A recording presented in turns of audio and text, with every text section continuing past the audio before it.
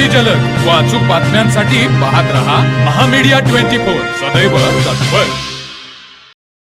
कागल महामार्गावर एक भीषण अपघात घडला। महामार्गावर विरुद्ध दिशेने येणाऱ्या एका दुचाकीने बोलेरो गाडीला जोरदार धडक दिली।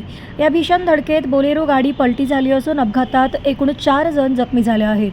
मिळालेल्या माहितीनुसार धाराशिव येथून श्री बाळूमामांचं दर्शन घेऊन भाविक बोलेरो गाडीने क्रमांक MH25R 9402 परतत होते। याचवेळी वंदूर येथील सोनुले नावाचे व्यक्ती आपल्या दुचाकीवरून महामार्गावर विरुद्ध दिशेने येत होते। या दोन्ही वाहनांची समोरासमोर जोरदार धडक झाली।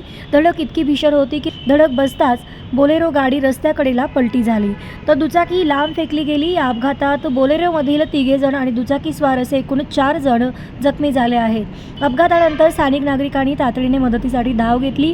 सर्व जखमींना तातडीने उपचारासाठी जवळच्या ग्रामीण रुग्णालयामध्ये दाखल करण्यात आले आहे। अपघाताची माहिती मिळताच कागल पोलिसांनी घटनास्थळी धाव घेतली।